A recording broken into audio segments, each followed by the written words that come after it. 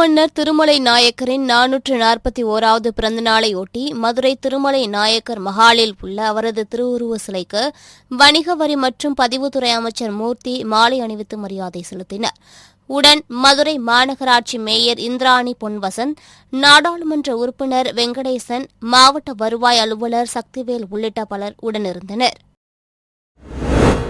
தேசிய வாக்காளர் தினத்தையொட்டி தூத்துக்குடி மாவட்ட நிர்வாகம் மற்றும் மாநகராட்சி நிர்வாகம் சார்பில் கோலப்போட்டி நடத்தப்பட்டது. தூத்துக்குடி வ.உ.சி. கல்லூரி முன்பு நடைபெற்ற இந்த ரங்கோலி கோலப்போட்டியில் மாநகராட்சி ஒப்பந்த பெண் பணியாளர்கள் 100க்கும் மேற்பட்டோர் கலந்து கொண்டு வாக்களிப்பதன் அவசியம், வாக்களிப்பது ஒவ்வொருவரின் ஜனநாயக கடமை மற்றும் உரிமை உள்ளிட்ட பல்வேறு விழிப்புணர்வு வாசகங்கள் அடங்கிய பல வண்ணங்களிலான கோலங்களை வரைந்து அசத்தினர். இந்த விழிப்புணர்வு ரங்கோலி கோலங்களை மாவட்ட ஆட்சியர் லட்சுமிபதி நேரில் பார்வையிட்டு போட்டியில் கலந்து கொண்டு கோலங்களை வரைந்த பெண் ஊழியர்களை பாராட்டினார். குடியரசு தின விழாவையொட்டி நீலகிரி மாவட்டத்தின் எல்லைகளில் உள்ள அனைத்து சோதனை சாவடிகளிலும் போலீசார் தீவிர கண்காணிப்பு மற்றும் சோதனையில் ஈடுபட்டு வருகின்றனர். மேலும் பொதுமக்கள் மற்றும் சுற்றுலா பயணிகள் அதிகம் கூடும் பகுதிகளான தாவரவியல் பூங்கா, ரோஜா பூங்கா, படகு இல்லம், ரயில் நிலையம், மத்திய பேருந்து நிலையம் உள்ளிட்ட பல்வேறு பகுதிகளிலும் பாதுகாப்பு ஏற்பாடுகள் அதிகப்படுத்தப்பட்டுள்ளன. அதன்படி அரசு தாவரவியல் பூங்கா உட்பட முக்கிய சுற்றுலா தலங்களில் வெடிகுண்டு சோதனையில் போலீசார் ஈடுபட்டனர். இவர்கள் மோப்பநாய் மற்றும் வெடிபொருட்களை கண்டறியும் கருவி கொண்டு சுற்றுலா தலங்களில் சோதனையில் ஈடுபட்டு வருகின்றனர். சென்னை செங்குன்றம் அடுத்த பாலவாயல் பகுதியைச் சேர்ந்தவர் பிரசன்னா. தனியார் நிறுவனத்தில் வேலை செய்து வந்த இவருக்கு திருமணம் செய்து வைக்க பெண் தேடி வந்த நிலையில் தரகர் மூலம் பூந்தமல்லி அடுத்த செந்நீர்குப்பத்தைச் சேர்ந்த 23 வயது பெண்ணின் ஜாதகம் மற்றும் புகைப்படம் கிடைத்தது. அதன் மூலம் அப்பெண்ணின் செல்போன் எண்ணை வாங்கி தினமும் பேசிய பிரசன்னா திருமணம் செய்து கொள்வதாக ஆசை வார்த்தை கூறி பாலியல் தொல்லையில் ஈடுபட்டதாக கூறப்படுகிறது.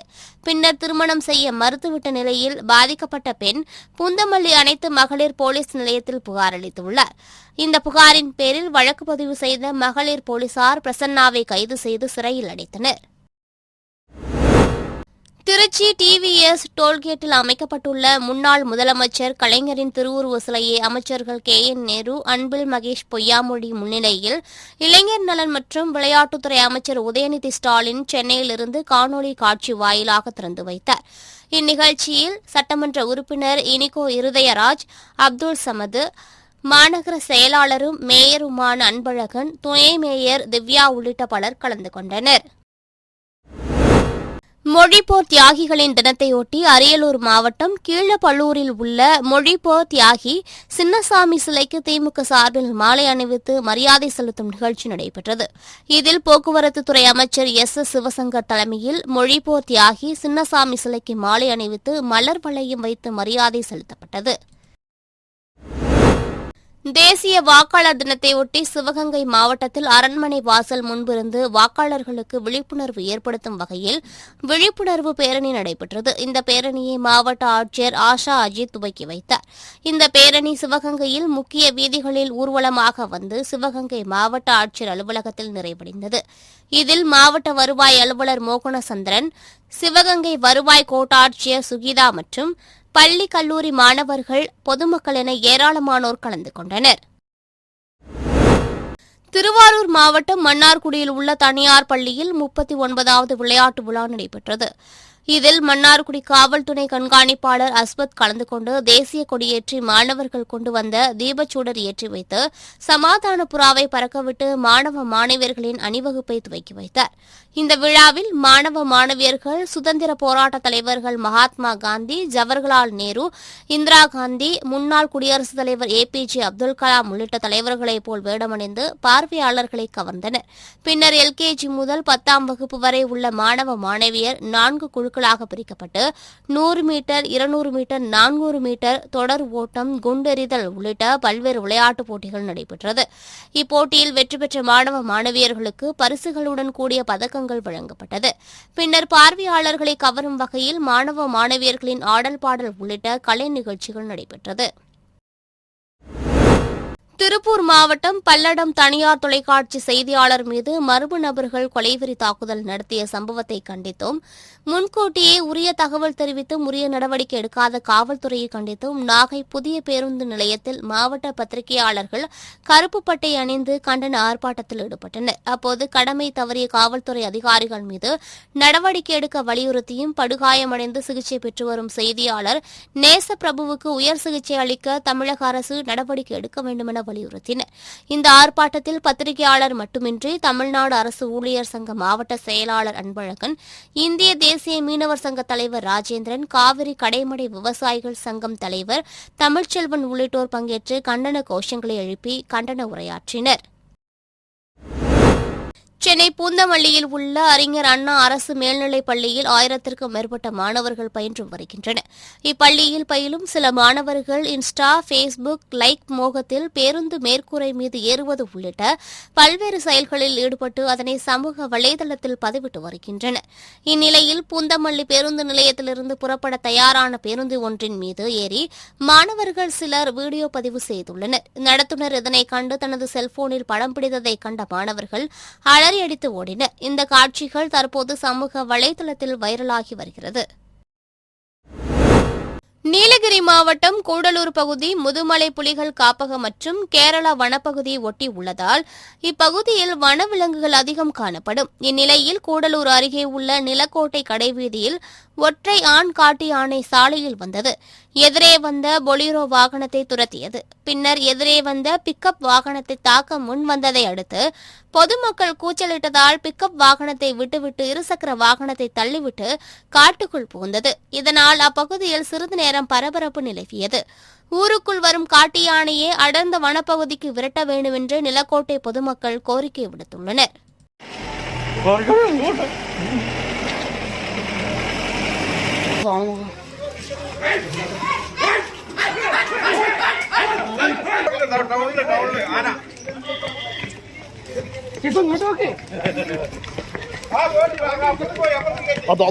வண்டி வண்டி வண்டி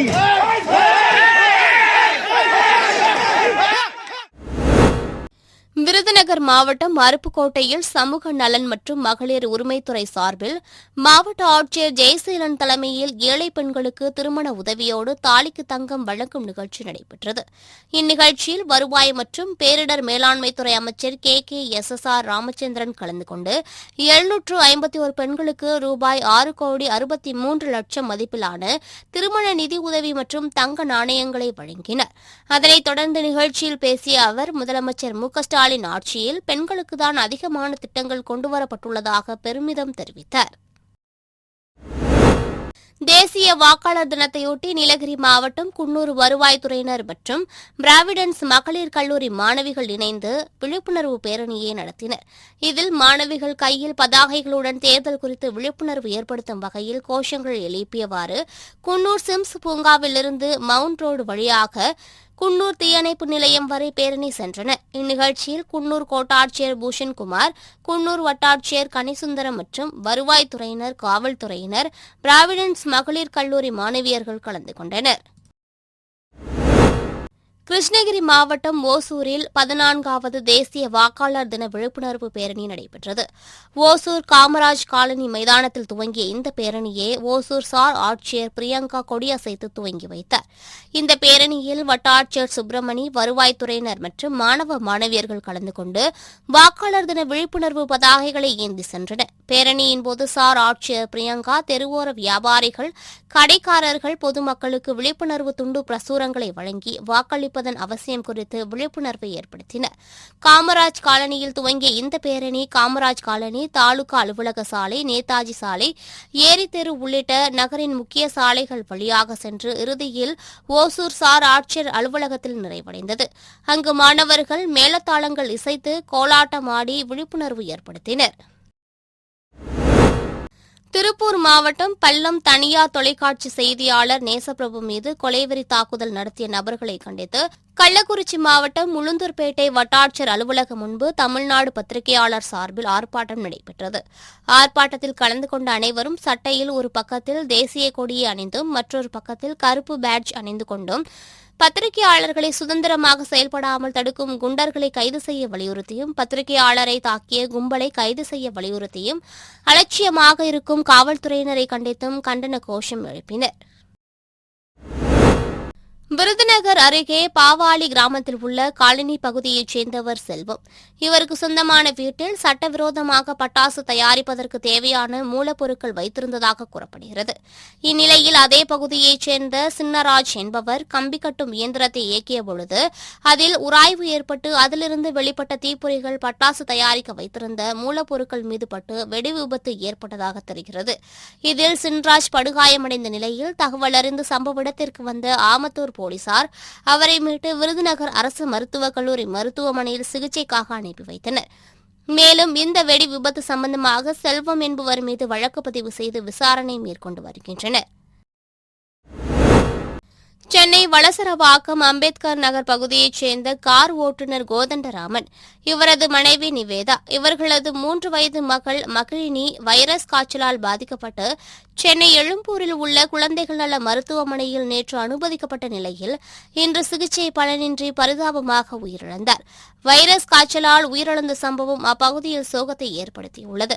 மேலும் குழந்தை உயிரிழந்த பகுதியில் சிறப்பு மருத்துவ முகாம்களை வைக்க வேண்டும் என பொதுமக்கள் வேண்டுகோள் விடுத்துள்ளனர். தஞ்சாவூர் மாவட்டம் பாபநாசம் காணியார் தெருவைச் சேர்ந்தவர் விக்ரம். இவர் பாபநாசம் பகுதியில் அரசு பள்ளியில் படிக்கும் 11ஆம் வகுப்பு மாணவியை காதலிப்பதாக கூறி அடிக்கடி தொந்தரவு கொடுத்ததாக கூறப்படுகிறது. இதுகுறித்து மாணவியின் பெற்றோர்கள் பாபநாசம் காவல் நிலையத்தில் புகார் அளித்ததன் பேரில் போக்சோ சட்டத்தின் கீழ் வழக்கு பதிவு செய்த போலீசார் விக்ரமை கைது செய்து நீதிமன்றத்தில் ஆஜர்படுத்தி பாபநாசம் கிளை சிறையில் அடைத்தனர். தேசிய வாக்காளர் தினத்தையொட்டி திண்டுக்கல்லில் கல்லூரி மாணவ மாணவிகளின் விழிப்புணர்வு பேரணி நடைபெற்றது. வருவாய் கோட்டாட்சியர் கமலக்கண்ணன் தொடங்கி வைத்த பேரணி வருவாய் கோட்டாட்சியர் அலுவலகம், தலைமை அஞ்சலகம், பேருந்து நிலையம், மலர் சந்தை, பெரியார் சிலை ஆகிய வழித்தடங்களை கடந்து காந்தி சிலை முன்பு நிறைவு பெற்றது. இந்த பேரணியில் மேற்கு வட்டாட்சியர் செழியன், கிழக்கு வட்டாட்சியர் வில்சன் தேவதாஸ், தேர்தல் தனி வட்டாட்சியர் திரு சரவணன் உட்பட 500க்கும் மேற்பட்டோர் கலந்து கொண்டனர். ராணிப்பேட்டை மாவட்டம் அரக்கோணம் அடுத்த அனவர்த்திகான் பேட்டையில் ரயில்வே லெவல் கிராசிங் கட் உள்ளது. இந்த கேட் நாளொன்றுக்கு சுமார் 130 முறை மூடி திறப்பதாக கூறப்படுகிறது. இதனால் அவ்வழியாக செல்லும் கிராம மக்கள், வாகன ஓட்டிகள் அவதிக்குள்ளாவதாக கூறப்படுகிறது. இதனால் இப்பகுதியில் உயர்மட்ட மேம்பாலம் கட்ட பொதுமக்கள் கோரிக்கை விடுத்தனர். இதனை ஏற்று தமிழக அரசின் நெடுஞ்சாலை மற்றும் சிறு துறைமுகங்கள் துறை மூலம் 24.69 கோடி ரூபாய் மேம்பாலம் கட்டுமானத்திற்கு ஒதுக்கீடு செய்து அதற்கான பூமி பூஜை நடைபெற்றது. மாவட்ட ஆட்சியர் வளர்மதி தலைமையில் நடைபெற்ற இந்நிகழ்ச்சியில் சிறப்பு விருந்தினராக கைத்தறி மற்றும் துணிநூல் துறை அமைச்சர் ஆர் காந்தி கலந்து கொண்டு அடிக்கல் நாட்டி கட்டுமான பணிகளை துவக்கி வைத்தார். தேசிய வாக்காளர் தினத்தையொட்டி தூத்துக்குடி மாவட்டம் திருச்செந்தூர் கோட்டாட்சியர் குருசந்திரன் தலைமையில் நடைபெற்ற வாக்காளர் விழிப்புணர்வு நிகழ்வில் வாக்காளர் விழிப்புணர்வு கோலப்போட்டி நடத்தப்பட்டது. இதில் அனைவரும் வாக்களிப்பதன் அவசியம் குறித்து விழிப்புணர்வை ஏற்படுத்தும் விதமாக பல்வேறு கோலங்கள் வரையப்பட்டிருந்தது. இந்த கோலப்போட்டியில் பங்கேற்ற அனைவருக்கும் கோட்டாட்சியர் குருசந்திரன் பரிசுகளை வழங்கினார். இதேபோல் சிறப்பாக பணிபுரிந்த வாக்குச்சாவடி நிலை அலுவலர்களுக்கு சான்றிதழ்களும் பரிசுகளும் வழங்கப்பட்டன. முன்னதாக மாணவ மாணவிகள் வாக்களிப்பதன் முக்கியத்துவம் குறித்து உறுதிமொழி ஏற்றனர்.